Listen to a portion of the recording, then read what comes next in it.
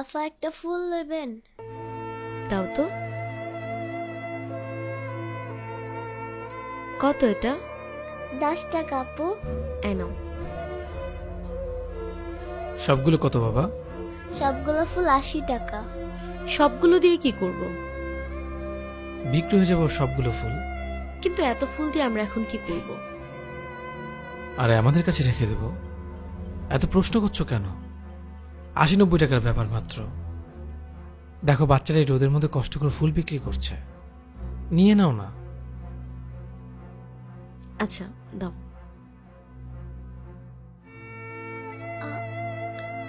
আমার কাছে তো ভাঙতি নাই। তুমি রেখে দাও, পুরোটা লাগবে না। ধন্যবাদ ভাইজান। আজকে আপনার লাগে আমি তাড়াতাড়ি স্কুলে যেতাম। তুমি স্কুলে পড়ো নাকি? হ, আজকে তাড়াতাড়ি ফুল বেচা শেষ। আজকে সবার আগে আমি স্কুলে যাব। আচ্ছা ঠিক আছে,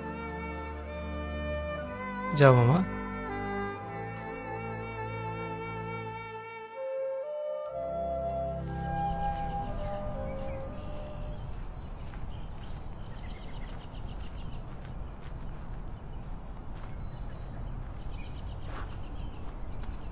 একটা ফুল দাও তো।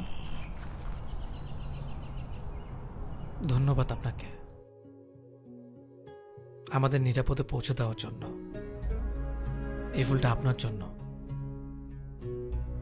ফুল পেয়ে কেমন লাগছে মামা? খুব ভালো লাগতেছে মামা।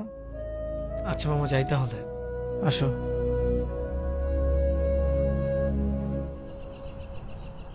কি ছিল এটা? কোনটা?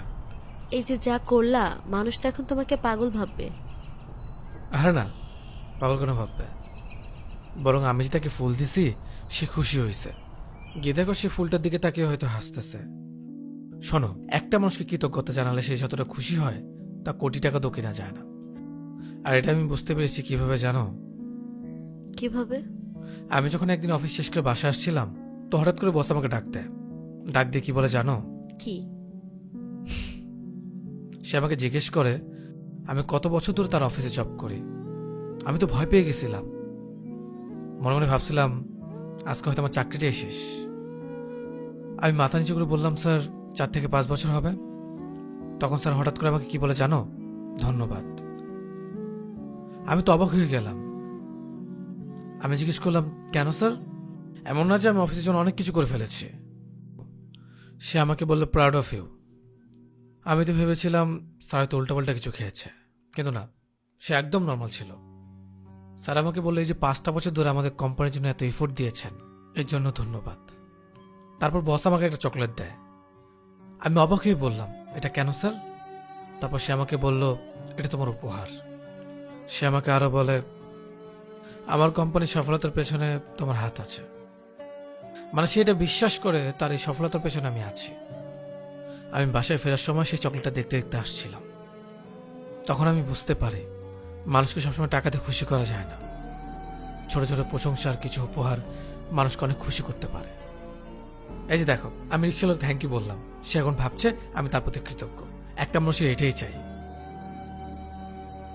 আমি তো শুধু এটাই বুঝি, কে কি ভাবে আমি জানি না।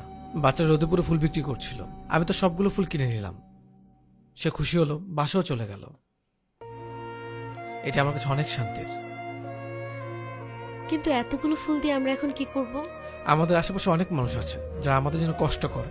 এই যেমন ধর আমাদের কাজের বুয়া যে ময়লা নিয়ে যায়, আর অনেকেই আছে যারা আমাদের জন্য কাজ করে। তাদের সবাইকে একটা করে ফুল দেব। এখন একটা কাজ কর, আমাকে একটা ফুল দাও।